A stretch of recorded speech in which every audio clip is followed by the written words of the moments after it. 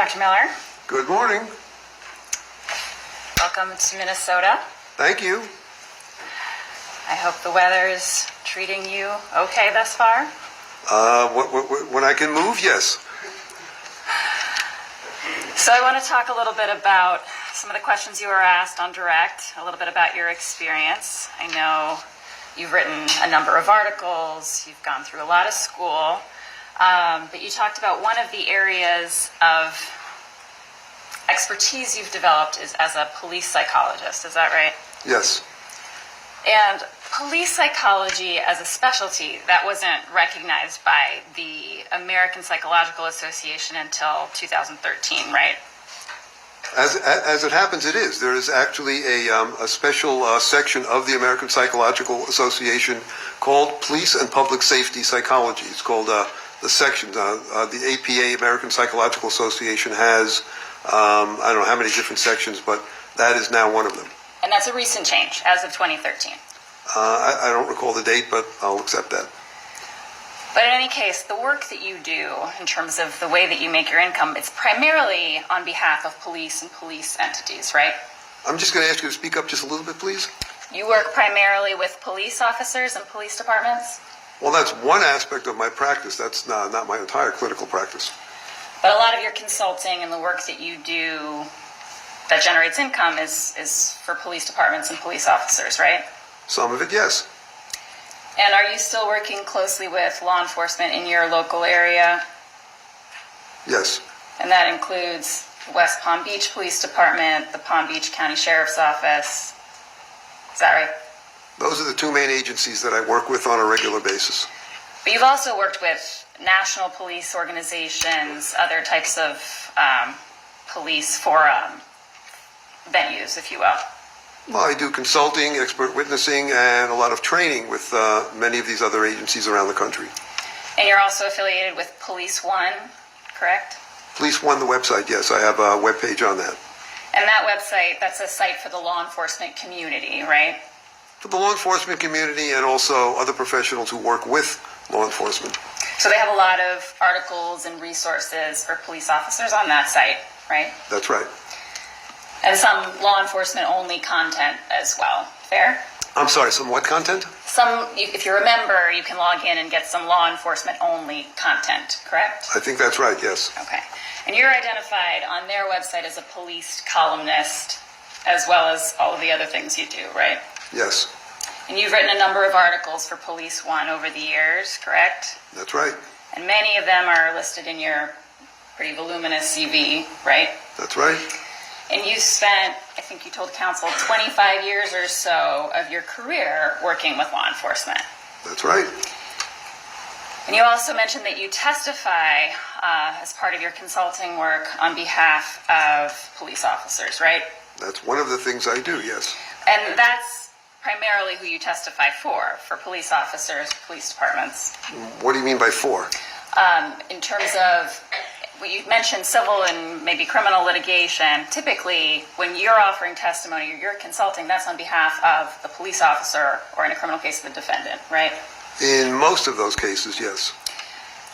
And I know you said it's not the only thing that you do, but that's a big income generator, right? It's one of them, yes.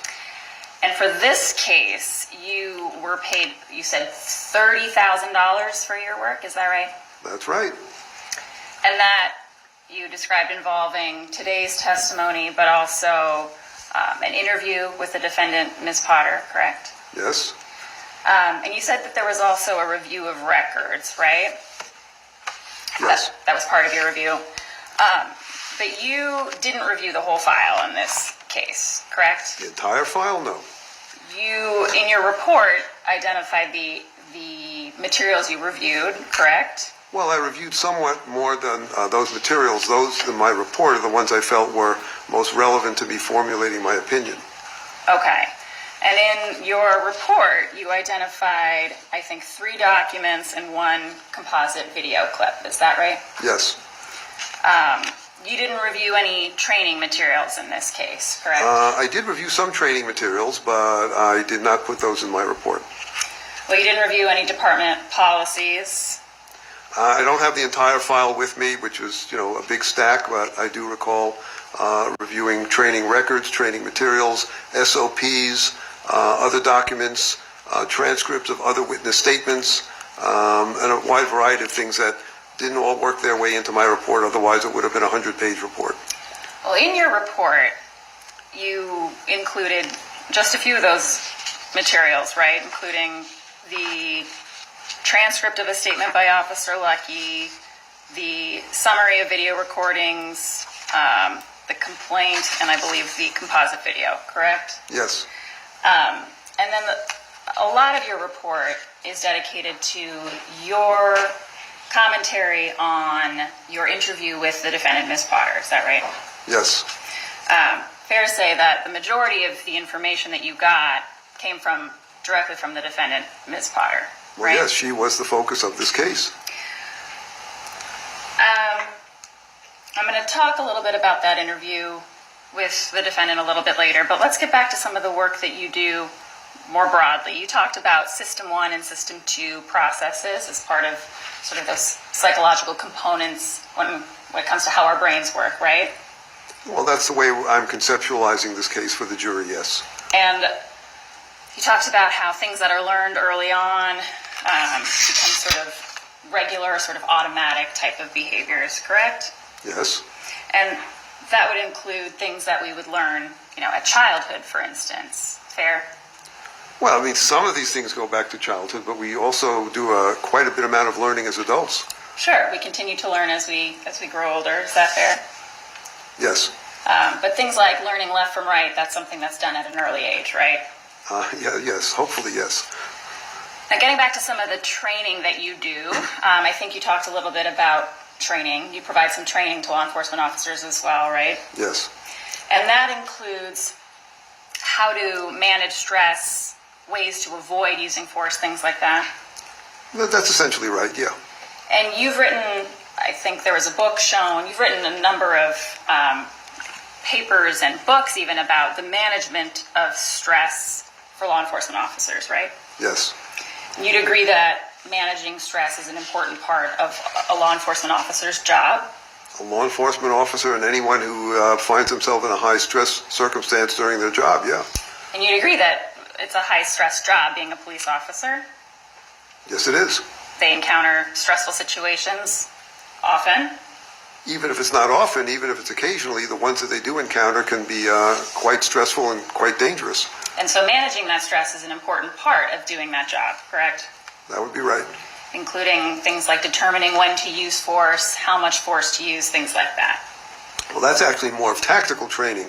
In terms of the procedures used, that's more of a tactical issue than a stress-related issue. Fair enough. So other people train on what force to use and when, but for your purposes as a psychologist, in terms of imparting that knowledge, it's important for you, in your profession, to impart on officers how to manage their stress, how to make decisions under stress, things like that.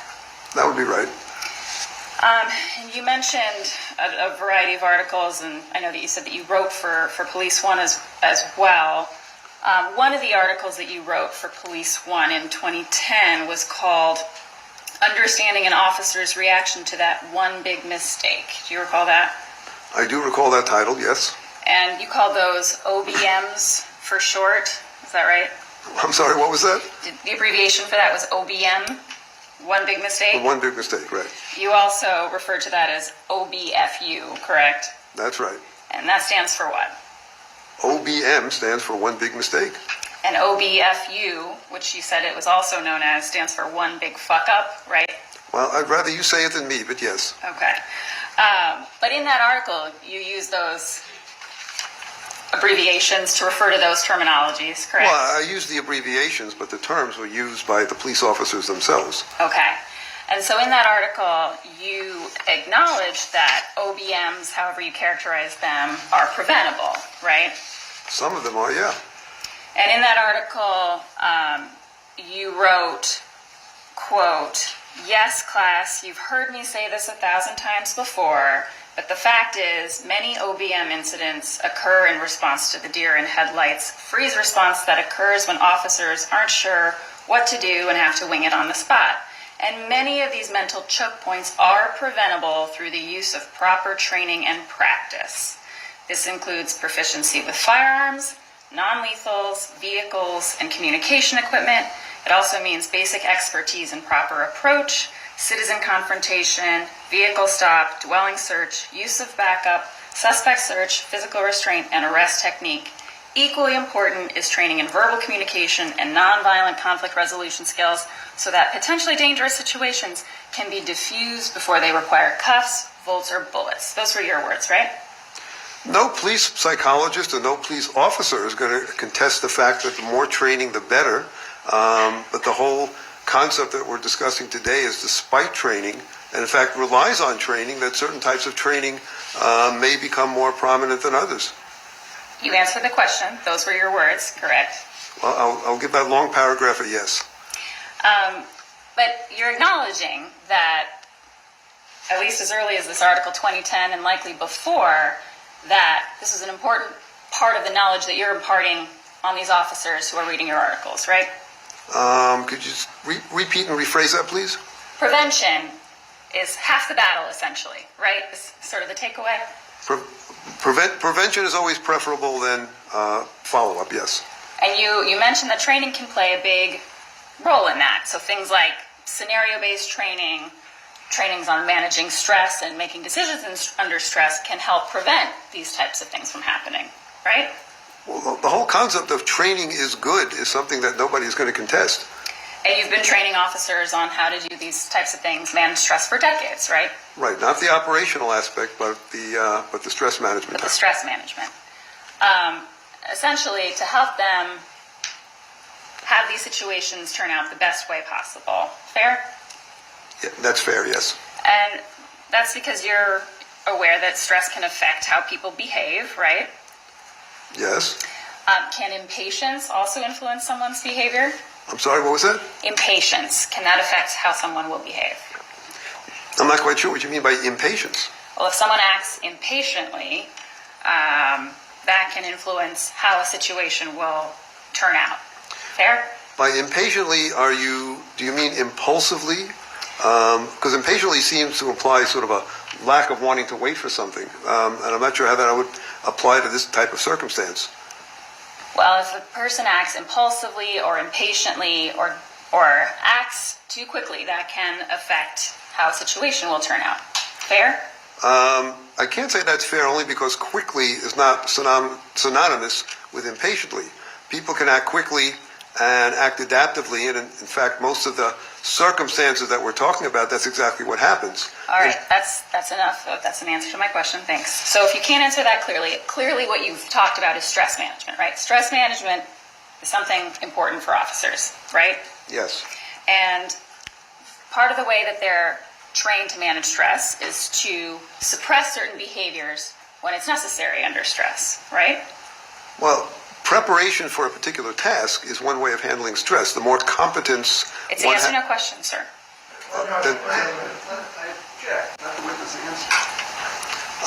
Can we go back to the question? Excuse me. Everybody has to follow the rules. Please don't interrupt him when he's in the middle of a sentence. Let him finish his answer before you ask the next question. Did you need the question repeated? Yes, could you please repeat? It's a yes or no question, sir. Are officers trained to control their stress? They often are and should be, yes. And when it comes to the brain and how the brain functions, you discussed about how our brains can be flexible, how we can change behaviors, right? Yes. I think you said something about, I don't know if it was the frontal lobe, but some portion of our brain allows us to plan an action, but also to shift gears when appropriate, right? Yes. And I think you said that we save brain power for things that are more challenging, where we have to focus on unusual aspects. Fair? Well, we save the thinking and reflecting part of our brain power for those purposes, yes. And again, training and experience has a lot to do with how someone will respond to a stressful situation. Fair? That's fair. And someone who has been trained repeatedly is better able to control and manage stress and better able to adapt. Fair? All things being equal, that is correct. And you were also asked about high-stress jobs, things not only like law enforcement, but also other fields. There are lots of high-stress jobs, correct? I'm sorry, repeat that last one, please. You mentioned aviation, things like medicine. There are other types of high-stress jobs, correct? Yes. But with fields like those and law enforcement where people have to deal with high stress,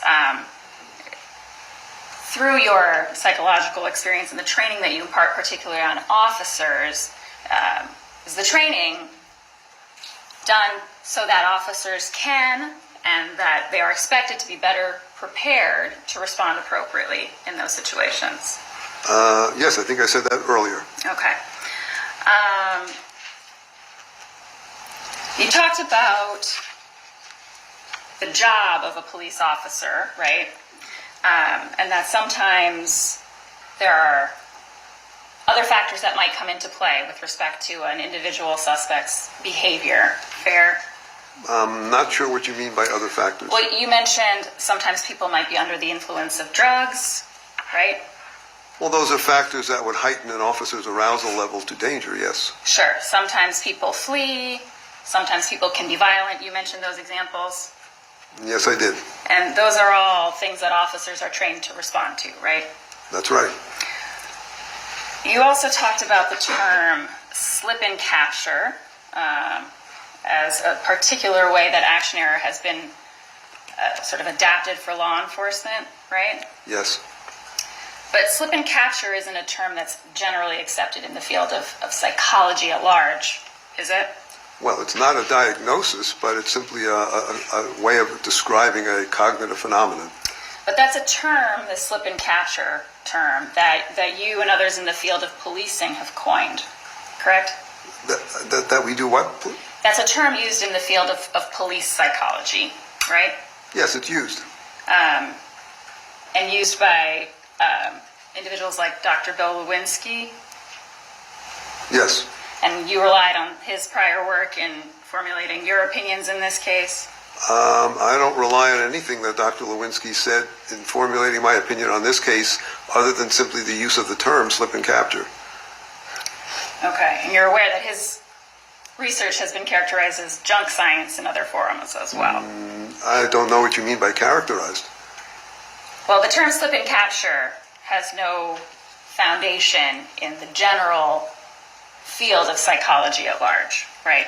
The term may not, but the concept certainly does, and that's what we mean by an action error. Okay. So we can talk about action errors. As applying the term action error in this case, you're relying on your knowledge of research into the area of stress and perception, and sort of the general psychological term of action error. Fair? Well, no, it's not a general psychological term. If you looked at the bibliography that I appended to my report, you'll see there are numerous references in peer-reviewed journals of descriptions of action errors occurring in the different fields that you mentioned earlier. Sure. So action error is a term that has been studied in psychology, but slip and capture, not so much. True? The actual term, again, is something that was applied, so it would be a handy phrase that people in law enforcement could use who are not familiar with the literature on action errors, but the term is almost irrelevant because it's describing the same phenomenon. But when it comes to law enforcement, there's really not much peer-reviewed research connecting the research on stress with a police officer's action in firing a weapon, right?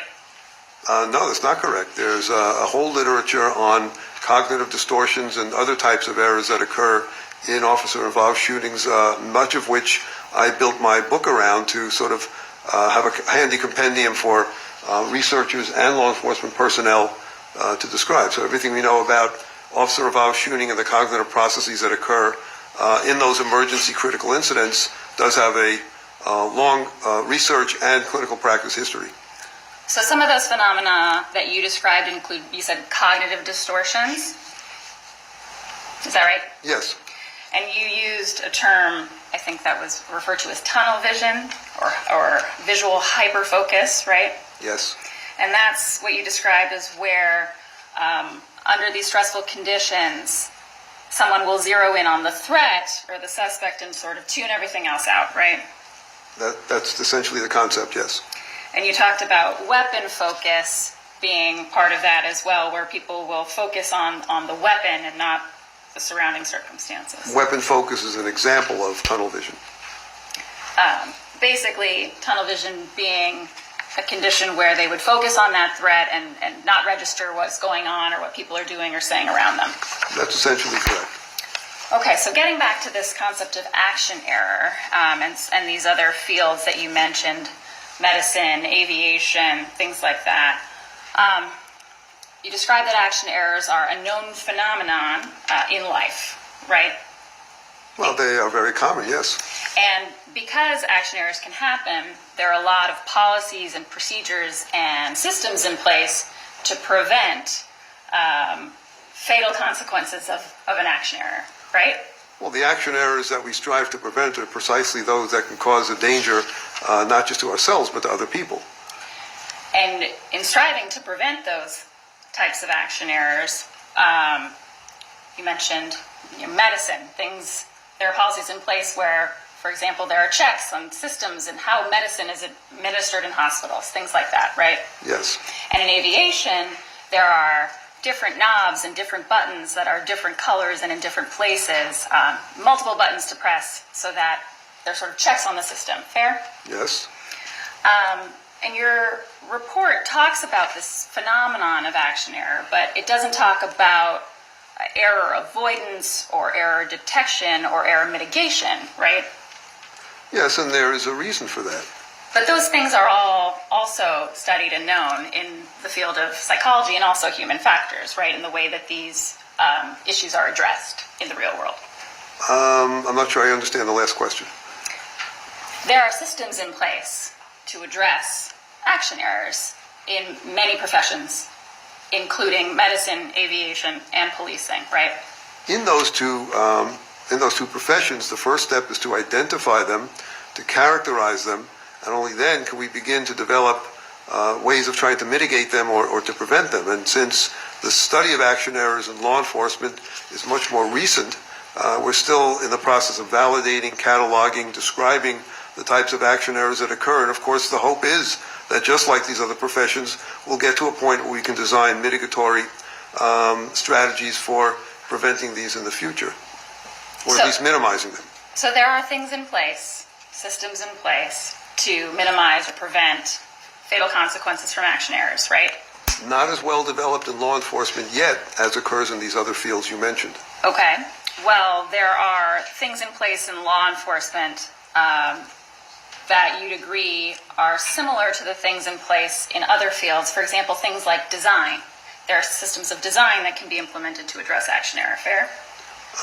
Could you be more specific, please? So things can be designed to look different from one another. For instance, a taser can be bright yellow while a gun can be black, right? That's correct. And that design difference is one way to make noticeable the differences in those two devices. Fair?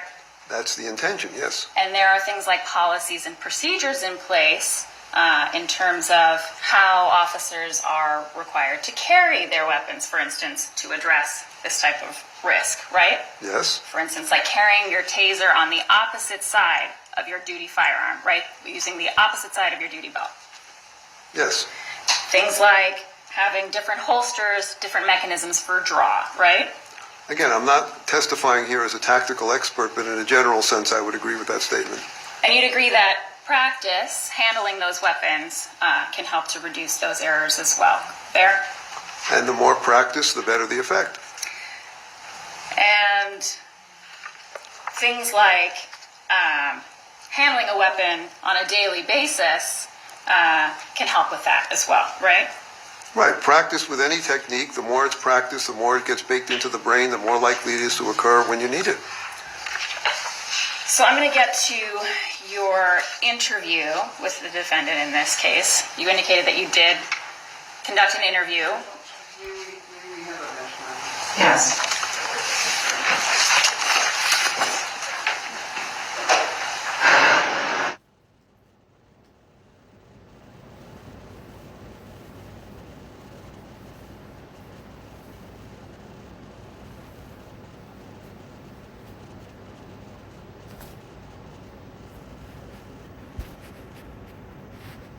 Okay, the objection is sustained.